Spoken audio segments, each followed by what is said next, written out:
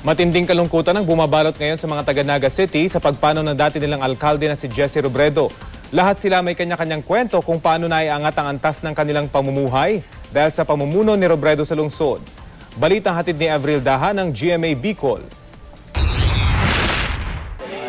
Emosyonal ang mga taga-suporta ni DILG Secretary Jesse Robredo dito sa Naga City matapos mabalitaan na tagpuan na ang kanyang mga labi.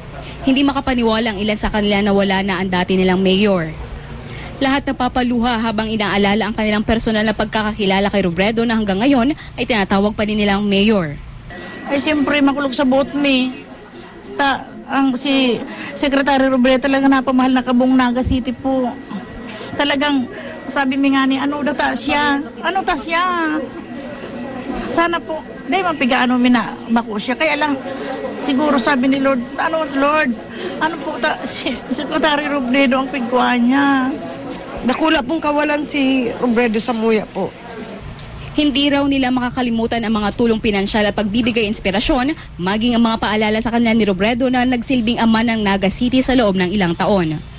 Patuloy daw silang mananalangin para sa buong pamilya Robredo. Makasumarap kita. Kung anong kaya ng gibon na. As in, sabi pa sa city official, mag-lag na kitang yellow ribbon as armband. Ang pagpadangat niya sa muya, mga membro kan lakas, dahil niya kami pinapabayaan. Ano po natabang personal pa po? Sa personal lang po, iba talagang problema siya nga naglalakaut. Kaya lang, hindi niya po natapos sa yan ang nga nangyari sa iya.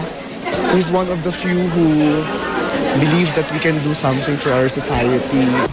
Edad 29 nang maging mayor ng Naga si Robredo, ang pinakabatang mayor noon ng bansa. 19 na taon siyang nagsilbi bilang mayor ng Naga mula 1988 hanggang 1998 at mula 2001 hanggang 2010. Isa sa kanyang mga reforma ang pagbuwag ng weteng at iba pang mga bisyo. Ang dating matraffic na Naga nawala dahil nilipat niya ang terminal ng bus at jeep. Pinabilis din niya ang progreso ng mga business permit sa lungsod.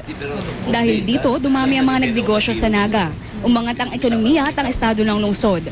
Mula third-class city, naging first-class city ito. Bagay na ginaya ng ibang mga mayor sa Pilipinas. Pero ang pinakatumatak sa isip at puso ng mga Nagenyo, binuhay ni Robredo ang diwa ng people power sa lungsod. Hiningi niya ang suporta ng mga NGO mula sa mga kabataan, magsasaka, manggagawa, kababaihan, mga may kapansanan. Ang habilin niya anumang maitutulong sa bayan, gaano man kaliit ay mahalaga. Minsan siya pa raw ang nagwawalis ng kalsada. Nang matapos ang kanyang 3 termino, hindi niya hinimok ang kanyang asawa o ibang miyembro ng pamilya na pumalit sa kanya. Si Robredo rin ang kauna-unahang mayor sa Pilipinas na ginawaran ng prestihiyosong Ramon Magsaysay Award for Government Service